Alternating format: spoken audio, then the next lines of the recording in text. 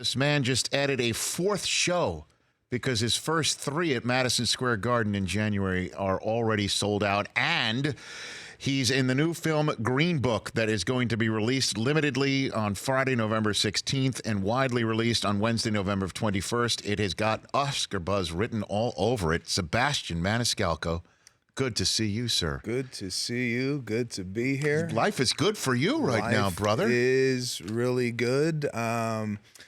Yeah, man, it's been a crazy couple of years. You know, I've been doing this for 20 years, and finally it's kind of all coming to a head. This movie that I'm in, Green Book, is fantastic. I mean, Viggo Mortensen, an Academy Award nominee, and Mahershala Ali, who's been here, he won for Moonlight. He's in it, and the amazing thing is because it's obviously a very serious subject about racism in the South in the 60s, and about Viggo Mortensen is driving Mahershala Ali's character around, and he's a concert pianist trying to find spots that are safe for him as an African-American to be. Interestingly enough, directed by Peter Farrelly, one of the Farrelly brothers. That's amazing. Yeah, right? We were all at an award show last night, and I'm not really, I mean, a comedian. I don't go to a lot of award shows. So, I went solo, no wife. Okay. And, which is a problem because my wife is like the social one. Mm-hmm. And I don't really do a lot of mingling at parties, you know. You're not rubbing elbows. I was never that guy. I was always the kid at recess hoping someone would say, "Come play with us," you know. So that's the way I am now as an adult. I don't really, I sit in a corner and hope someone maybe comes up to me and talks to me. How does that work at an award ceremony? Well, it was a cocktail reception prior. Okay. So I was talking to some of the guys that I knew from the movie, but then, you know, after they go off and talk to producer A, B, and C, I'm by the bar talking to the help. I'm good. Good for you, man. I always relate to the bartender, the waiter, because that was me, you know, 15 years ago. Sure. So I'm rubbing elbows with the waiter going, what do you got in the back? You know, so... and then I didn't know, like, we won for best ensemble, so I didn't know. You got to get up there. Well, I didn't know. Like, I didn't. Am I going up? Where does the ensemble end? I didn't want to be that guy that they announced the award and I, you know, start buttoning my jacket ready to get up and fairly look over to me going, "Where are you going?" So the award was called, and I got kind of like a nudge from somebody. Somebody hit me on the shoulder, and I went up and you know, just stood in the background. So who else from the ensemble? Was everybody there? Everybody, all the actors kind of went up, and Mahershala and Viggo spoke. And did you have any thoughts of speaking? Come on, crash it. Well, I mean, you get me in front of a crowd. I'm sitting there going, I would love to kill in front of this crowd right now. Right. For me to be on stage and not talking, it's like, come on. So I was kind of chomping at the bit. But yeah, it was a nice evening, but I don't like going to those solo. I don't know what I'm doing. Sebastian Maniscalco here on the Rich Eisen Show. So drop a name at this pre-ceremony bar, open bar, right? Open bar. Okay, good. Open bar. Who was there that was available for you to maybe go up to talk to? That you thought maybe I'm more comfortable talking to the help? I mean, who was there? I didn't know. There was no one I recognized there. It first started in the I didn't have a publicist there, right? I just said, nah, I don't need anybody there. Let me just I'll just go. Yeah, you'll go. So I didn't know it was a big thing. I mean, there was like tiered photographers, right? Normally these things I go to, they got 4 guys taking photos. This looked like we were at the Oscars. So I have no publicist to introduce me. Nobody really knows who I'm flying under the radar. No one really knows who I am, right? So I come out like the guy before me, I think was from Crazy Rich Asians. It looked like lightning, right? Right, yeah, with the blast And now balls. I come out, it's like a piss break for the photographers. They're cleaning their lens, going, who? Who's this guy? So, and then they go, Sebastian, man, you know, no one could spell it. And, you know, a couple flashes, and I'm off the red carpet. You know, it's funny. I had a similar experience at the Hugh Hefner roast that Comedy Central did just a few weeks after 9/11. Jeffrey Ross, who I ran into in a street, never met him before. I fanboyed him, and I told him what I did for a living, and he just on the spot invited me to be on the dais. Oh, wow. Yes. So I went, and I was way out. They put me like 90 seats away from the podium that Kimmel was the roast master for. At any rate, I was so far away. I was to my right was the amazing Kreskin, and to my left was Frankie in the middle, Malcolm in the middle, Muniz to my left, and Jackie the Joke Man Martling. The reason why I bring all this up is I went through the red carpet first, and it was tiered. And I'd never been in a tiered red carpet with the tiered photographers before. I stepped up there, stood where I took photographs next to the trophy they were giving Hugh Hefner that night. Like 3 light bulbs went off. Yeah, man. Then the supermodel wearing a see-through bodysuit, Kylie Bax, walked up there. Lightning. The flashbulbs go off. And as soon as the flashbulbs go off and she's standing next to me and I'm like kind of looking at her, they screaming, "Could you get off the stage?" Well, you don't know they when screamed to at me leave. to get the hell off the stage, literally. Right? You don't know when to leave. No. Is there more coming? What should I do here? So it's an awkward situation when you're someone that, when you have large stars doing the red carpet, and then I come out. It's embarrassing. Sebastian Maniscalco here on the Rich Eisen Show. Madison Square Garden sold out. You do realize you're from Chicago, that you have the large Chicago shoes to fill in that building with Michael Jordan in Madison Square Garden. He had his double nickel 55-point game in there that night. I mean, there have been some pretty amazing things. That's got to be pretty cool for you to go to Madison Square Garden, right? Yeah, I mean, Madison Square Garden is something I never thought it wasn't on the vision board. You know, I didn't have a goal to play that. I just have a really, really great following in that area, the tri-state area. Well, New it York. seems like you're from New York. I've seen like you're one of the many people I went to high school with, Sebastian. Yeah, to I be get very that. honest with you. I get that often. I just grew up in the northwest suburbs of Chicago, but I guess I have a New York kind of You got a vibe. and a lot of people gravitate towards me and my family. I come from an Italian family, and a lot of my comedy's about my father, who's one of these kind of immigrant crazy fathers that brought like the old school. He came from Sicily, so he brought a lot of Sicily with him to the United States, and people, gravitate towards Like it. Del Tufo. Like I mean, Del Tufo. right, Is that Italian? He's got olive oil coming out of his nose over there. That's right. It's like our Genko soundboard man over there. So your dad, being a Sicilian, and your sense of humor, but I'm serious. I mean, there's been a lot of great Chicago moments in that building. I mean, obviously you're a Bears and a Bulls fan. Bulls, Blackhawks. And where do you fall on the baseball side of things? I'm not one of these real sports heavy fan guys. It's not like if I'm a White Sox guy, but if the Cubs win, like I went to the World Series when the Cubs were playing. Okay. It's not like I don't like the other team. So diehards would think you're Fugazi. Yeah. Okay. Absolutely. Pretty much. Okay. Absolutely. I'm just there. I like anything Chicago. If they're winning, I'm in. Like I threw out the first pitch at the Mets game about a month ago. And I get online, thought you were a Chicago guy. Well, they didn't ask. The Mets asked me to throw out the pitch. I'm going to go. What am I going to do? No? So I like these people on the internet with this. So, I want to say, I don't engage. I'm not that guy. I don't go fighting with people I don't know on Twitter. I got a family. You're a dad. I'm You're a somebody's father. I know, right? Yeah, I'm not gonna start up with people, but sometimes I read these comments where people are like, why would you turn down to throw out a first pitch anywhere? Of course, you can't do that. Yeah, you didn't do that. So good. Are you still a Bulls Bears? Like when you do have a moment outside of because you're newfound father now, correct? Yeah, I'm a father, and I'm not much of a sports fan like I used to be. I used to be in the newspaper with stats. I used to look at the column, especially when Jordan was playing. How many minutes did he play? Sure. Steals, all that stuff.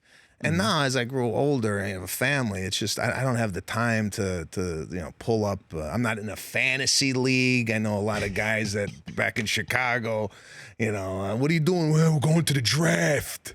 We're drafting. I go, what are you drafting? You're 45, bro. What are you drafting?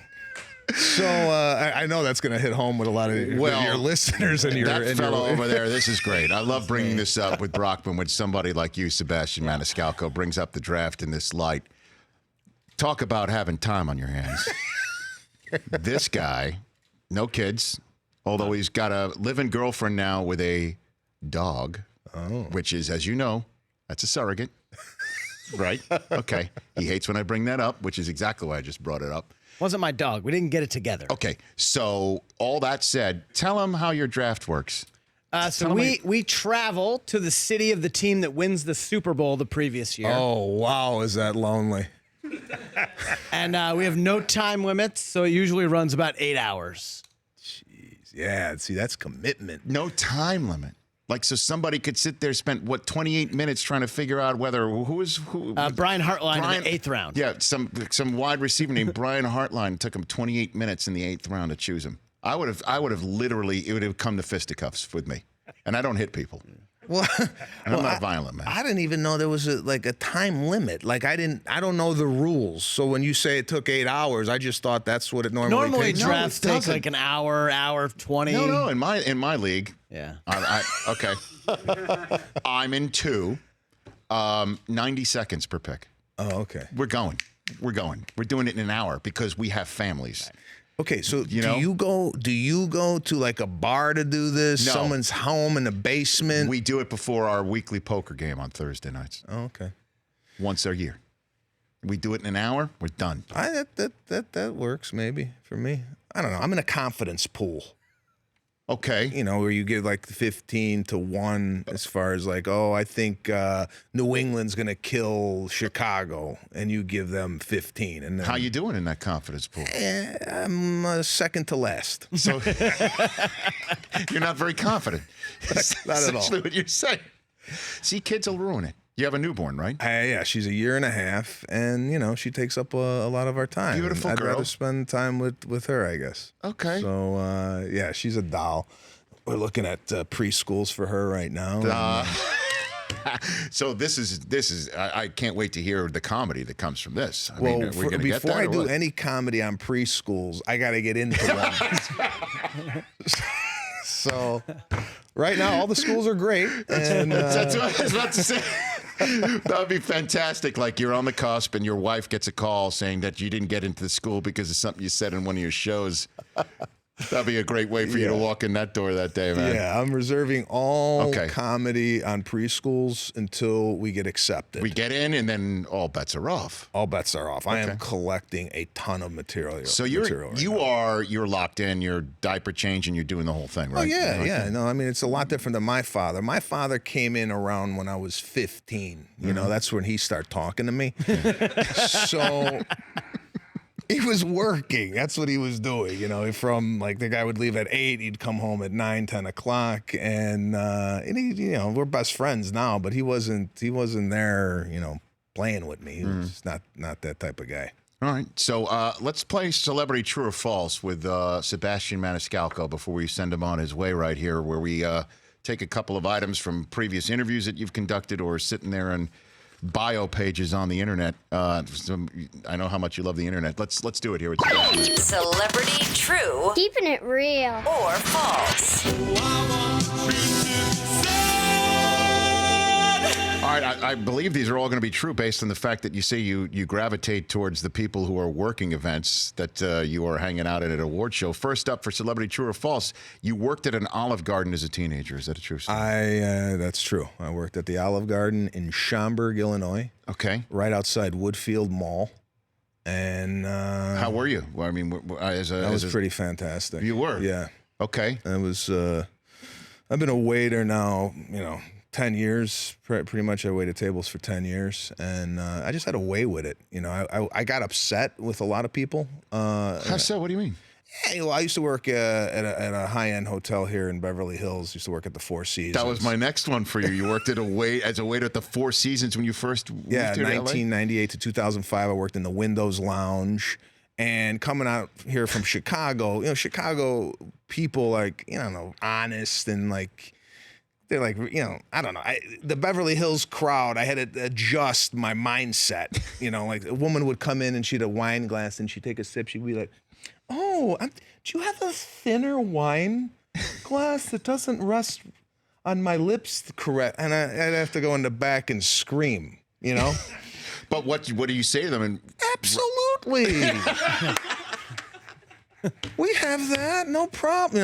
You have to put an act on. Because on the other side of things, when somebody says the word absolutely to me, I'm sitting there thinking, this is some very fine service. Yeah. And then I got to go scream into a pillow at night. So, but yeah, I thought I was a pretty good waiter. Okay. At Olive Garden as well? Olive Gardens, that's where I started. I used to work banquets at the Hyatt Hiltons. I had a lot of jobs. I honey baked ham. I was glazing ham for a while. What do you mean you were glazing ham? What are you talking about? I come from a family where there's no vacation off of college. When you come home for Christmas break, it's like, what do you doing?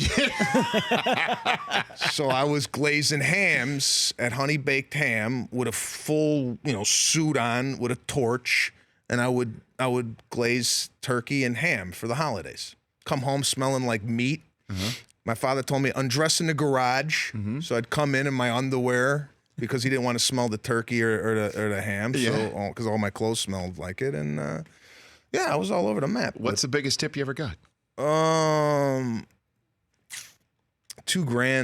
Jeez. Yeah, a guy used to come in there and drop some heavy money. I don't know what he was doing. Was this like a 15, 20% tip, or just like on a bill of like $200, leaving something that was? He would come in, he'd order a Coke, he'd give me $100, right? That's how this guy was. And this guy was there for about a year. So one of the stories, he asked me, I'm going to have a meeting with some business associates up in the penthouse. This is when I first started comedy. I was three years in. He goes, you want to come up and do a show for us? I go, I'm working. He goes, you come up during your break, do the show. I want to make it kind of special.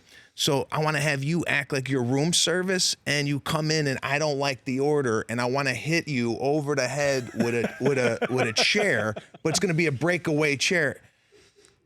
And I'm going, I don't know if that's under the Four Seasons policy. I don't even know if I could do that.